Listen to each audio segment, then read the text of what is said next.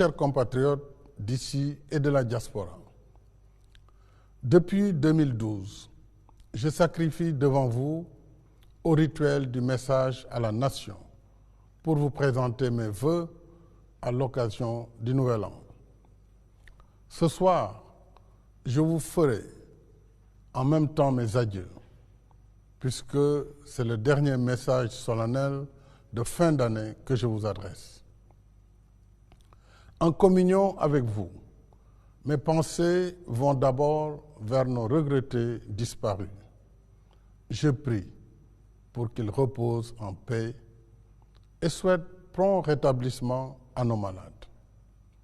Cette année, notre pays a connu de graves violences ayant causé des morts et des blessés, la destruction de biens publics et privés, dont des lieux de culte, des consulats et ambassades, des établissements scolaires et universitaires, en plus d'une cyberattaque contre des sites stratégiques de l'État et de services vitaux tels que l'eau et l'électricité, et un attentat mortel au cocktail Molotov contre un bus.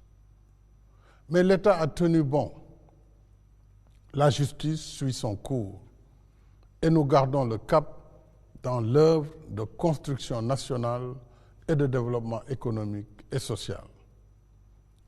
C'est l'occasion pour moi de saluer la contribution précieuse que mes illustres prédécesseurs, les présidents Léopold Sédar Senghor, Abdou Diouf et Abdoulaye Wade, y ont apporté.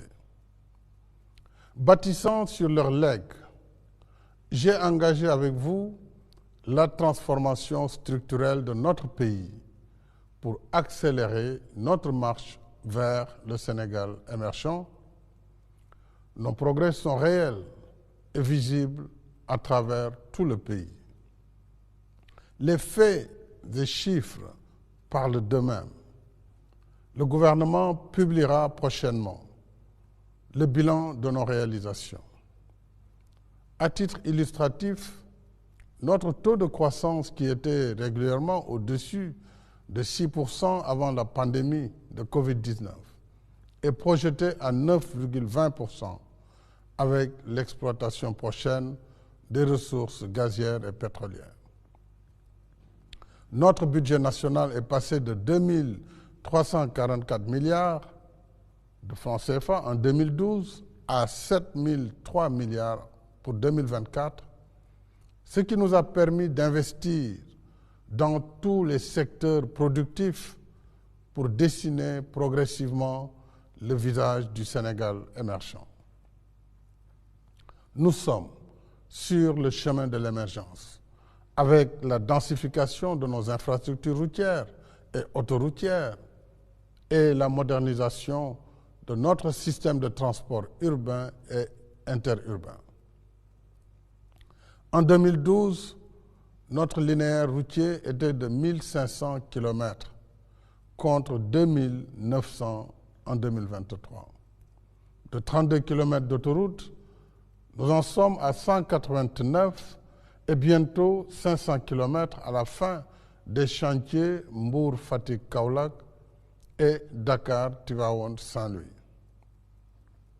La deuxième phase du train express régional Diamniadio, aéroport international Blaise Diagne, s'achève dans quelques mois et une commande de 7 nouveaux trains s'ajoutera aux 15 actuels. Le BRT sera inauguré ce 14 janvier avec une flotte de 121 bus électriques alimentés par voie solaire et climatisés avec Wi-Fi à bord. À terme, le personnel du BRT sera composé d'au moins 35% de femmes, dont des conductrices. Dakar Dem Dikk a fait peau neuve avec 370 bus de dernière génération. Le Sénégal émergent, c'est le lancement prochain du premier satellite de notre pays, conçu et réalisé par nos propres ingénieurs. Ce sont nos aéroports régionaux, réhabilités, au Cap Skirring, à Kaolack, Kédougou, Sédhiou, Tambacounda, Saint-Louis, en attendant la livraison en 2024 des chantiers de Kolda, Linguère, Ourossogui, Matam et Ziguinchor. Le Sénégal émergent, ce sont nos parcs industriels et nos zones économiques spéciales, nos nouvelles infrastructures sportives, le Dakar Arena, l'arène nationale de lutte, le stade Abdoulaye Wade et les chantiers des Jeux olympiques de la jeunesse de 2026. Le Sénégal émergent, ce sont nos hôpitaux clés en main à Touba, Kaffrine, Sédhiou, Kédougou, Agnam et tous les chantiers en cours à Ourossogui, Saint-Louis, Tivaouane et Dakar, notamment la polyclinique de l'hôpital principal de Dakar et le nouvel hôpital Aristide Le Dantec.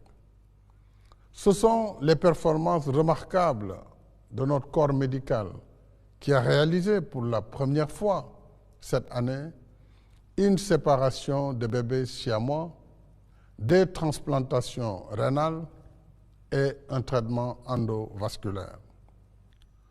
Le Sénégal émergent, ce sont nos nouvelles centrales électriques à énergie propre, entre autres à Bokol, Malicounda, Taïba Ndiaye, Meouane, Médina Dakar et Kahone. Avec seulement 500 MW et un réseau vétuste de 501 km de lignes électriques, les coupures d'électricité étaient longues et fréquentes avant 2012, jusqu'à occasionner des émeutes. Aujourd'hui, nous avons plus que triplé nos capacités électriques, avec 1787 MW et un réseau de lignes porté à 1552 km. Nombre de localités qui vivaient dans l'obscurité sont maintenant éclairées. Le taux d'électrification rurale étant passé de 27% en 2012 à 61% en 2023.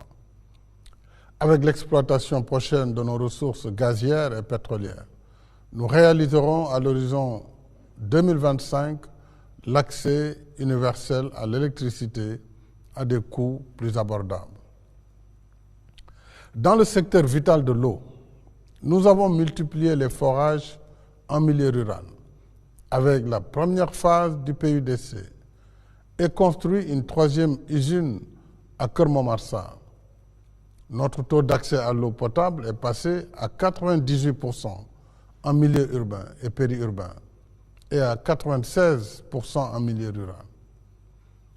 L'accès universel est désormais à notre portée avec 2 projets de dessalement d'eau de mer, un en construction au Mamel, à Ouakam, et un autre en cours de montage technique et financier, plus la deuxième phase des forages du PUDC qui va démarrer en début 2024. Nos efforts ont également porté sur les 3 piliers de notre stratégie de souveraineté alimentaire, l'agriculture, dont le budget a plus que doublé entre 2012 et 2023, la pêche et l'élevage. Ces 3 secteurs continuent de bénéficier de financements massifs pour les infrastructures et équipements, les intrants, la transformation des produits, les gilets, pirogues et moteurs, les cultures fourragères et l'amélioration génétique des espaces végétaux et animaux.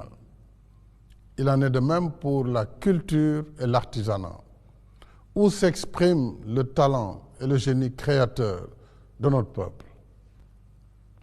Avec le Fonds de développement des cultures urbaines et des industries créatives et le Fonds de promotion de l'industrie cinématographique et audiovisuelle, nous soutenons nos artistes, hommes et femmes de culture.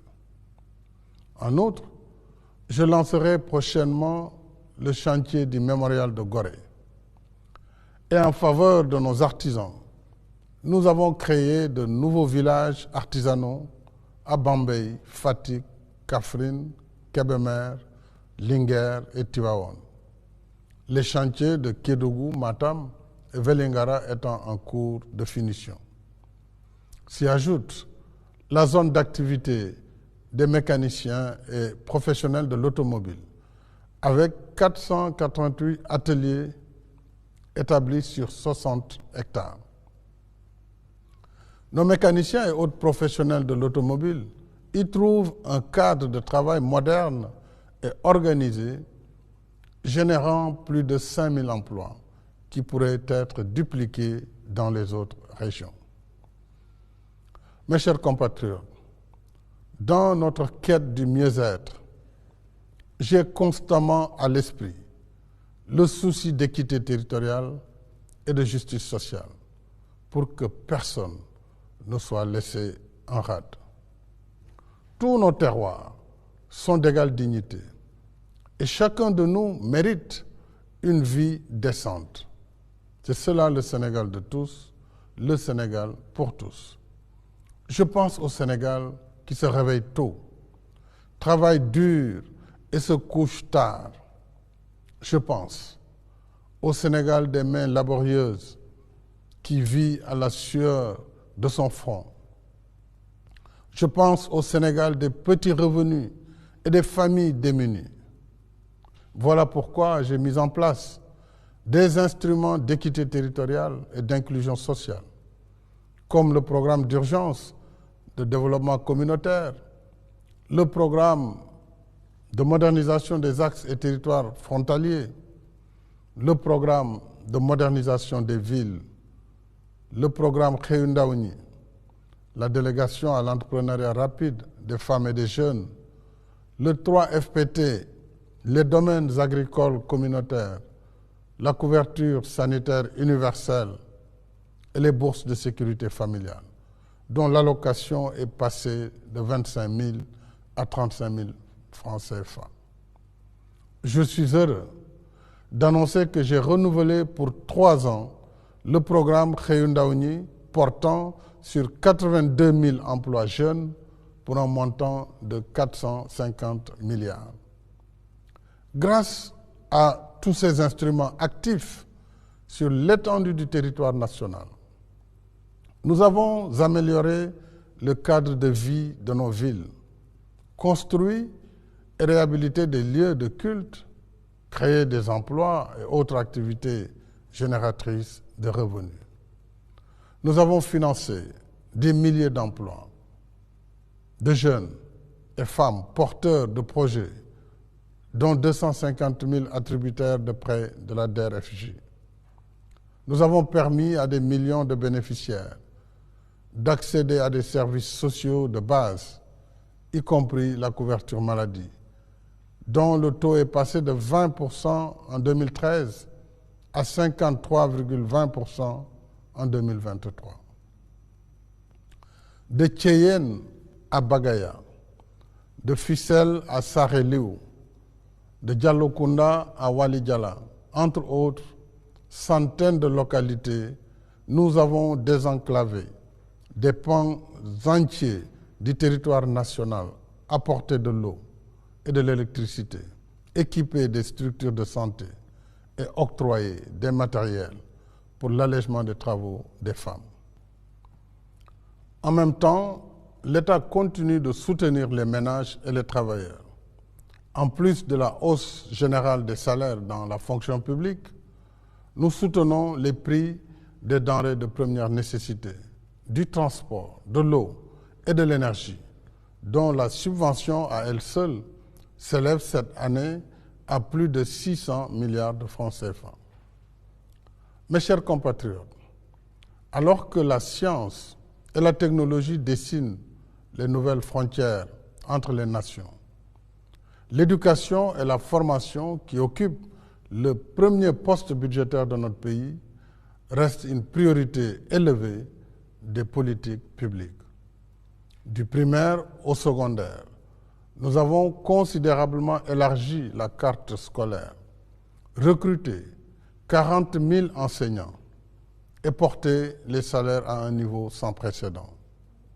De même, conformément aux conclusions de la journée nationale du 16 décembre, l'État poursuit son soutien à la communauté éducative des Dara, dont l'apport multiséculaire à la formation spirituelle de notre peuple est inestimable. Cependant, à l'ère des technologies de pointe, dont l'intelligence artificielle constitue la dernière manifestation, il nous faut améliorer les performances de notre système éducatif et l'adapter aux réalités de notre temps. Nous devons former plus de ressources humaines dans les sciences, les techniques et l'apprentissage des métiers. C'est le sens de la création des lycées d'excellence, des classes préparatoires aux grandes écoles, des instituts supérieurs d'enseignement professionnel et des centres de formation technique et professionnelle. Et c'est aussi l'une des vocations du 3FPT, qui a financé entre 2016 et 2023 la formation de 400 000 jeunes et femmes dans diverses filières, les métiers du bâtiment, l'électromécanique, le transport, la fibre optique et l'agroalimentaire, entre autres. Nos efforts pour l'enseignement supérieur restent également constants. De l'indépendance à 2012, soit 52 ans, notre pays comptait 2 universités, Cheikh Anta Diop à Dakar et Gaston Berger à Saint-Louis, et 3 centres universitaires régionaux à Bambey, Thiès et Ziguinchor. Sur une décennie, nous avons érigé les centres universitaires régionaux en universités, logés dans leurs propres locaux et construit 3 nouvelles universités. Amadou Mahtar Mbow à Diamniadio, El Hadj Ibrahima Niass du Sine Saloum, l'université numérique Cheikh Hamidou Kane, sans compter le campus franco-sénégalais. Je rappelle également que la construction des universités Souleymane Niang de Matam et du Sénégal oriental démarre en janvier 2024. En même temps, nous avons beaucoup investi dans les équipements pédagogiques, le recrutement d'enseignants, la valorisation du traitement et autres avantages des personnels, toutes catégories confondues, et la construction d'infrastructures d'hébergement et de restauration des étudiants. Et chaque année, l'État octroie plus de 82 milliards en bourses et aides aux étudiants. Pour tous ces efforts, parmi bien d'autres, au bénéfice de notre système éducatif, nos enfants méritent des années scolaires et universitaires plus stables et plus studieuses. Il y va de leur avenir et de celui de la nation. Cet avenir, c'est avec toute notre jeunesse que nous le construirons, en lui offrant plus de possibilités de formation adaptées au marché du travail et plus d'opportunités d'emploi et autres activités génératrices de revenus. C'est un de nos défis du présent et de la prochaine décennie. L'avenir de notre jeunesse, c'est ici, chez nous, qu'il se réalise, pas dans les mirages tragiques des réseaux de l'émigration clandestine qui arnaquent nos jeunes et leurs familles. Ce soir, mes chers compatriotes, je voudrais aussi vous dire de façon insistante et solennelle combien il importe de préserver la paix, la sécurité et la stabilité de notre pays. La paix revient en Casamance, comme l'illustre la cérémonie d'incinération des armes le 23 décembre dernier à Mamatoro. À la faveur de l'accalmie générale et des efforts de reconstruction en cours, tous ceux qui acceptent de déposer les armes ont leur place au sein de la nation. C'est l'occasion pour moi de saluer et remercier nos forces de défense et de sécurité, toutes composantes confondues, pour leur engagement professionnel et patriotique. Avec la montée des périls, nous avons considérablement renforcé leurs effectifs et moyens opérationnels, en plus de l'amélioration de la condition du soldat, y compris les pensions de blessés et mutilés de guerre. Dans un monde de conflits et de violences sous toutes ses formes, les temps sont troubles et incertains. Nous devons sans cesse nous convaincre que rien n'est définitivement acquis. Tout peut basculer quand la paix est rompue, quand l'extrémisme, le populisme et la manipulation s'emparent des esprits, banalisent la violence et imposent le faux à la place du vrai. L'extrémisme, la manipulation et le populisme sont les ennemis mortels de la démocratie, de l'État, de la République et de la nation. C'est pourquoi j'appelle instamment à la préservation de notre vivre ensemble pour que notre pays reste une nation unie dans sa diversité, dans la paix, la sécurité, la stabilité et la protection de notre héritage spirituel et socio-culturel. À présent, mes chers compatriotes, je voudrais vous remercier et vous dire ma gratitude. Quand je sollicitais vos suffrages en février 2012, je n'avais plus aucun mandat électif.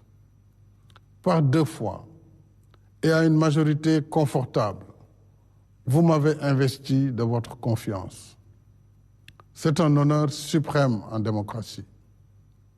Cet honneur, je l'ai toujours considéré non comme une source de privilèges, mais comme une éminente responsabilité et un devoir sacré d'être à votre service, de travailler jour et nuit pour mériter votre confiance. Toute œuvre humaine est imparfaite, mais quels que soient les critères d'évaluation, le Sénégal de 2023 est sans commune mesure avec le Sénégal de 2012. Je suis fier d'avoir réalisé avec vous cette séquence de notre histoire, un legs qui témoignera pour nous demain. En allant à votre rencontre, j'ai appris à mieux connaître et mieux aimer notre pays, d'un amour inconditionnel et inépuisable. Voilà pourquoi je ferai en sorte que l'élection présidentielle du 25 février 2024 se déroule comme les précédentes, de façon paisible et dans les meilleures conditions d'organisation. J'invite tous les candidats à œuvrer dans le même esprit. Tous ensemble, allons aux urnes dans le calme, la sérénité et le fair play. Et le 2 avril 2024, s'il plaît à Dieu, je transmettrai le pouvoir à mon successeur. Je resterai ensuite disponible et de bonne volonté, car j'ai le Sénégal chevillé au corps et j'ai le Sénégal au cœur. Mon cœur battra toujours pour notre pays, parce que ce qui nous lie, notre histoire et notre destin commun, transcendent mes fonctions officielles. Ainsi, après la transmission du pouvoir, je mettrai en place une fondation dédiée à la paix, au dialogue et au développement, pour continuer à m'investir dans des causes qui me sont chères.